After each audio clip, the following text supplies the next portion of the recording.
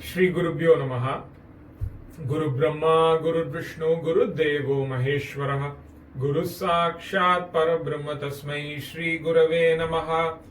कलये सुन्दराकारं सदैकप्रियदर्शनम् अज्ञाननाशकं देवं सद्गुरुं मुरलीधरं यस्य स्मरणमात्रेण जिह्वायां वर्धते स्वयं महामन्त्रस्तं भजामि मुरलीधरदेशिकम् प्रेमामृतं यो मुरलीनिनादैः श्रीकृष्णरूपेण पुरा ववर्ष अद्यापि सोऽयं मुरलीधराख्यो पुष्णाति प्रेम्णा भुवनं सहर्षं कीर्तिते तु महामन्त्रे तत्राविर्भूय तत्क्षणं सुप्रसन्नो भवेद्यस्तं प्रेमिकवरदं भजे मुरलीमण्डितकरकमलं मुनिजनमोहनं व्यत्यस्तपादं वनमालाधारिणं प्रेम भक्तमण्डल नित्य कीर्तितं प्रेमिकवरदम् आश्रयेऽहम् नाम संकीर्तनं यस्य सर्वपापप्रणाशनं प्रणामो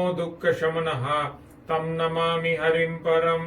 हरे Ram Ram Ram Hare Hare Hare Krishna Krishna Krishna Hare Hare Hare Ram Ram Ram Hare Hare Hare Krishna Krishna Krishna Hare Hare Hare Ram Ram Ram Hare Hare Hare Krishna Krishna Krishna Hare Hare.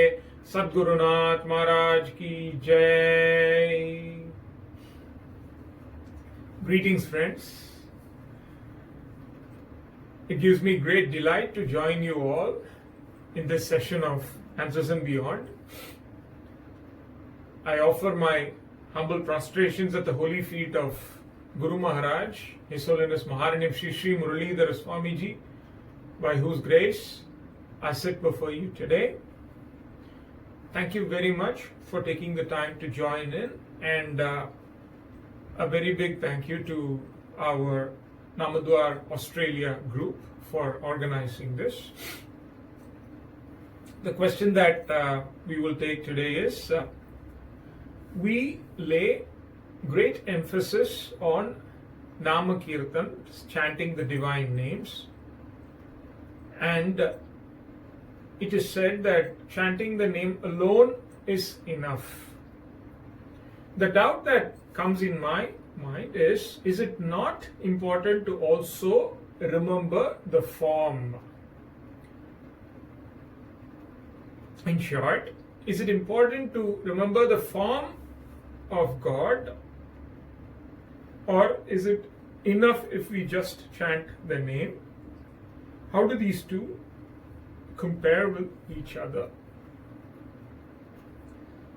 As Swamiji would always put it, which is also the view of our scriptures and Mahatmas, the name and the form of God are no different. They are one and the same.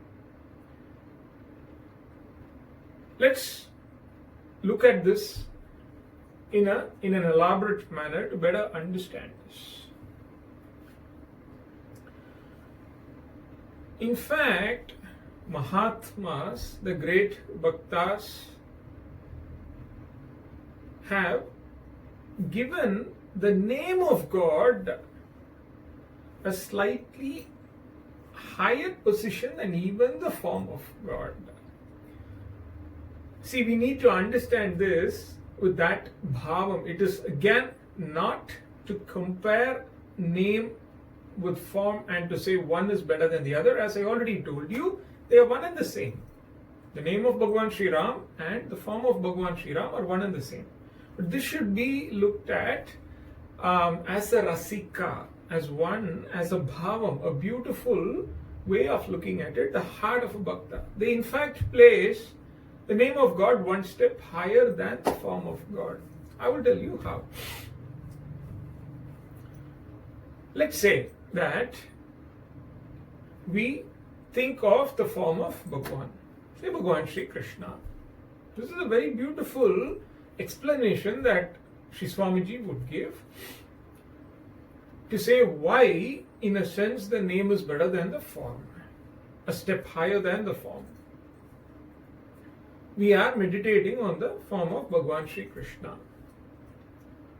As an ordinary person who is practicing meditation, when I meditate or when I see the form of Bhagavan Sri Krishna in a temple or as a divine portrait, when I have darshan of the Lord, let us think for a moment what comes to our mind.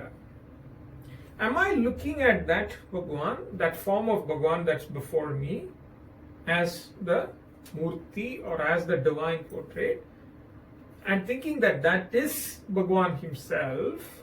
Or am I actually thinking that this is a portrait of Bhagavan Sri Krishna? Bhagavan Sri Krishna resides elsewhere, say in Goloka, in Vaikuntham, somewhere up above.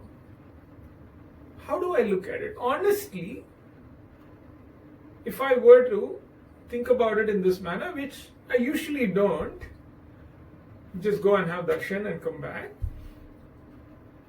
When I look at it in this manner, it strikes me that yes, in fact, when I look at that form of Bhagavan, there is, say, a form of Bhagavan Ganesha in this temple that is there in the corner of my street. When I go and have darshan of that Ganesha, what I'm thinking is, this is the form of Bhagavan, but Ganesha is elsewhere.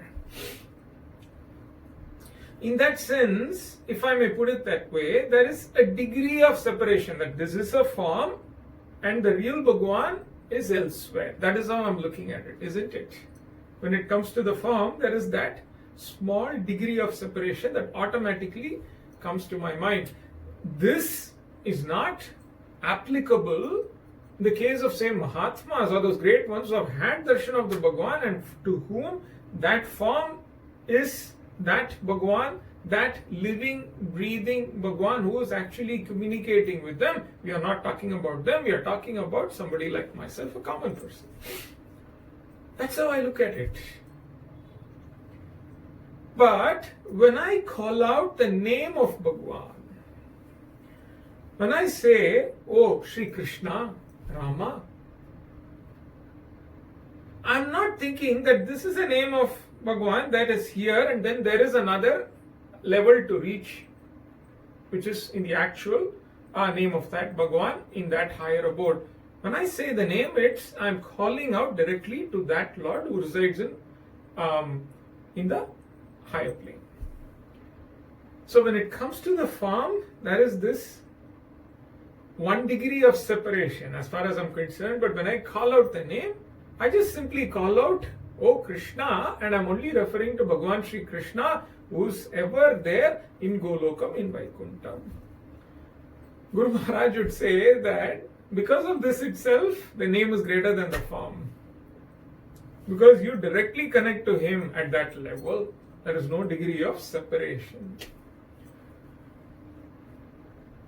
There's another way in which Mahatmas have looked at this when comparing the name and the form, to underline why the name is much more easier. That is the idea. Like I said, the idea behind the comparison. It's a Rasika Hridayam.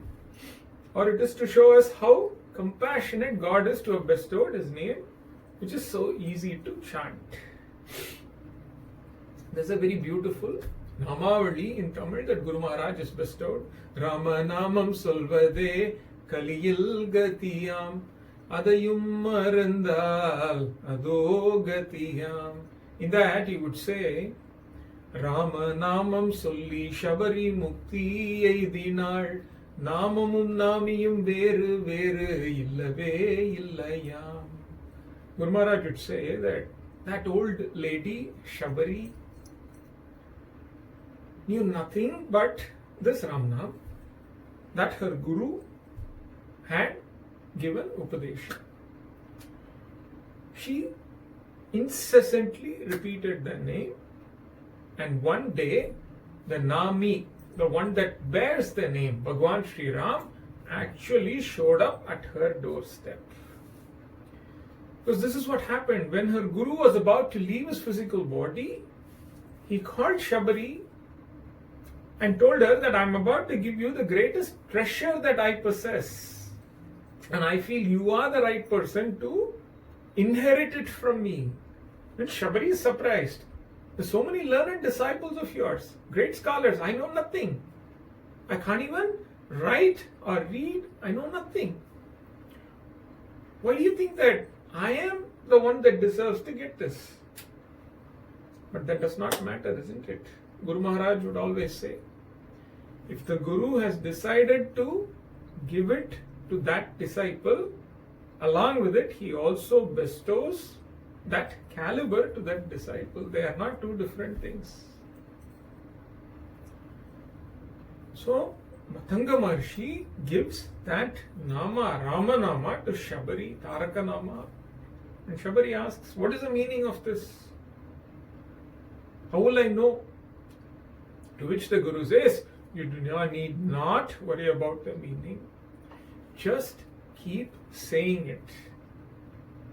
The meaning of this name will come one day and knock at your door and reveal itself to you, saying that I am the bearer of this name. I am the Nami. You chant the Nama, the Nami will come. And it happened. It happened, isn't it? Because she was chanting this name. Not because she understood what it is, not because she knew who Bhagwan Ram was.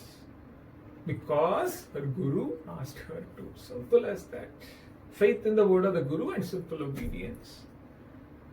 She kept on chanting the name, and one day Bhagwan actually showed up at her doorstep.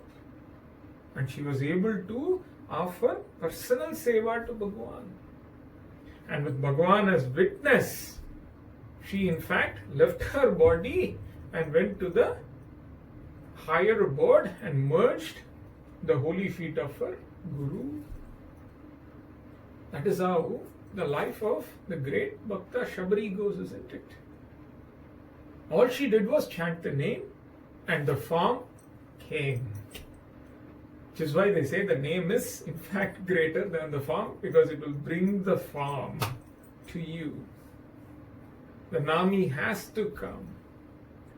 There's a very beautiful shloka in Ramcharitamanas by the great Mahatma Sant Tulasidas. He says, Samujata Sarisa Nama Arunami Preeti Paraspara Prabhu Anugami. Very beautiful verse. He says, I will give you an analogy. Who is the Prabhu, the master, and who is the dasa, the servant? It is the master that would lead, and the dasa, the servant, would always follow. That is the relationship, isn't it? He has to follow. When the master beckons, calls, the servant has to come and stand there. He says, likewise, the relationship between the name and the bearer of the name is such. When you call out the name, the bearer of the name, the Nami, has to come and stand there. So in fact, the name is the master. The name is greater. He says, what a beautiful example he has given. That is why great stress is laid upon chanting the names. Mere chanting the names and nothing else will bring that Bhagwan before us. Guru Maharaj would always say it, would reiterate, if you chant the names of Hari, one day Hari will appear before you. Guru Maharaj would say, he does not have a choice, he will, he has to. Let's say we are sitting in our house. In the street that is adjacent to the house, there's lots of people walking up and down this traffic. There's a man walking past. We mistake him for somebody that we know and call out Gopal. The moment we call that name, another person turns and looks in our direction. Not the one that we thought was Gopal, but another person. Because his name is also Gopal, he turns and looks in our direction. He looks at us for a minute to see who called, and then after that, and he continues to walk. We apologize and he continues to walk. What just happened here? That man, whose name was also Gopal, does not know us. He's a stranger. He did not expect to be called at that time in that busy street. He was not expecting it. He was not expecting somebody to scream out loud and call his name at that instance. And does he have any relationship with me? Does he care about me? No, there is no relationship. He's a stranger. Which is why he turns and looks back. He wonders why I called him, and then I also apologize for having called out, mistaking him for another person. And then he walks away. He's a stranger. He does not know me. He's not expecting to be called, and he does not care about me. Despite these three things, when the name is called, the bearer of the name turns and looks in my direction, isn't it? Apply the same to Bhagavan Nama and Bhagwan. Is Bhagwan a stranger to me? Is God a stranger to me? No. In fact, He is the one that knows me best, better than even I know myself. One. Is He not expecting to be called? No, He is always expecting me to call Him. He's waiting there, just waiting for me to call, like how Gajendra called and was saved, like how Uttara called and was saved. He's waiting, expecting me to call out His name. Does He not care about me? If there's one that truly cares about me, with no vested interest, it is God and Guru. He's the only one that truly wants me to do well, my truest well-wisher in that sense. So He's no stranger to me. He cares about me and He is expecting to be called. When that is the case, when we call out Hare Rama, Rama Rama, Hare Hare, Hare Krishna, Krishna Krishna, Hare Hare, would He not respond in a flash? Would He not come rushing to my rescue? Would He not come and embrace me with all that love? Of course He would. That is the power of the name. When the name is called, the bearer of the name will come, which is why the name is placed one step above. And in a very light sense, Guru Maharaj would say, in a way, when we talk about meditation, we tend to have certain concepts of it. We think meditation means closing our eyes and trying to focus on something. Very literally speaking, the meaning of meditation is to focus. And Guru Maharaj would say that continuous chanting of the Nama with a focus on that Nama is the best form of meditation. It doesn't essentially have to be meditating on a form. Nama chanting is meditation, very potent method of meditation. Guru Maharaj would say in a lighter sense, even if you have to meditate upon a form of Bhagwan, there's so many things you have to remember. You have to remember how he's standing, you have to remember what's on the left hand, what's on the right hand, you have to remember so many things and meditate.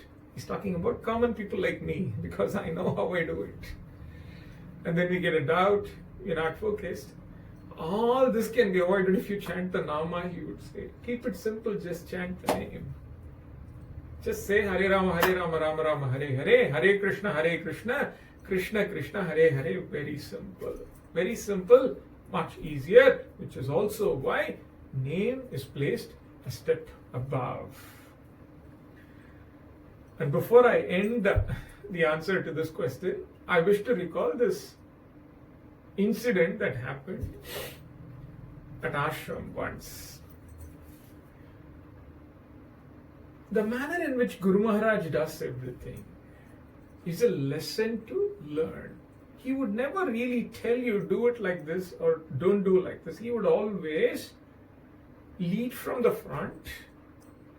He would conduct himself in such a manner that will put all of us to shame. And that, observing that, will be the greatest learning of all. That's how he does it. And one thing that he generally avoids and does not like is a lot of attention. As you can imagine, this is a very tricky situation, because if Guru Maharaj is going to some place, let's say to a temple, everybody there would know him, and with lot of love and respect, they would want to receive him, they would want to express their love and respect, which is how a devotee should. Guru Maharaj, on the other hand, would want it the exact opposite. He would say that when I go to have darshan of Bhagwan, I should be very inconspicuous. I'm insignificant. He is the only one that matters. We just need to go quietly. Nobody should even notice. We should have darshan of Bhagwan and come back. That is how it should be done. He will always do it like that. There's been so many times that he has slipped into temples quietly without telling anybody and had darshan and came out too. It's happened many times. There'll be times when at some point somebody will spot him, and by the time everybody realizes that he's there, he would have left already. But that's his bhavam. He would always do things like that. And to us, he will always lay a stress on that. Once it happened that Guru Maharaj had told me and another friend to accompany this particular family that had come from another place to a temple, a very famous temple, to have darshan of Bhagwan. And one of the important things that Guru Maharaj said, like a father, just before we started, he told us, I will say it in Tamil and then translate it for you. கோவிலுக்கு போனா அமைதியா ஆரவாரம் இல்லாம போயிட்டு சுவாமி தரிசனம் பண்ணிட்டு குவைட்டா வந்துடணும். எந்த ஆரவாரமும் இருக்கக்கூடாது. வரோம் போறோம் அப்படின்னு 4 பேர்கிட்ட சொல்லி அதெல்லாம் பண்ணாத, குவைட்டா போய் தரிசனம் பண்ணிட்டு வந்துடும். If you go to the temple, go there quietly. Don't announce beforehand on the public address system that you're coming, and don't seek somebody's help to get all the attention. Just go quietly, take them, have darshan and come quietly. That is truly what God wants also. That is how you're supposed to go and have darshan of Bhagwan. So of course, you would never dare to do it because Guru Maharaj does not like it. But you know what happened on that day? As if to test us. When we went there and got down, we did not tell anybody. But it so happened that somebody who knew Guru Maharaj well, who's also a person who was an important priest in that temple, was standing right at the doorstep. The moment he saw us, he was able to recognize us. And he said, how come you're not told that you're coming? Had you told, I'd have made some arrangements for you to have good darshan. Obviously, we were in no position to inform him. And the warning that Guru Maharaj had given was running in our mind. I was wondering, oh my God, why is he testing us now? I said, no, don't worry. We will take care of ourselves. We'll just quietly go have darshan and we will leave. But that gentleman, out of his love, would simply not let go. He accompanied us. He made sure that we had a grand darshan. Almost everybody knew that somebody from Swamiji's ashram had come for darshan and gone.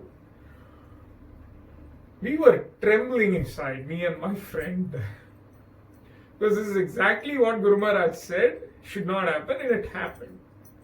We had no part to play in this, but it happened.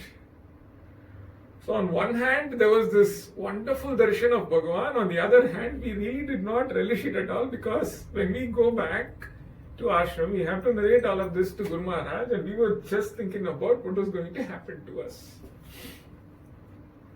And then when we got back, this family that accompanied us, they were very happy. They had a wonderful darshan and they left. Guru Maharaj asked, so how did it go? We narrated, we told the truth.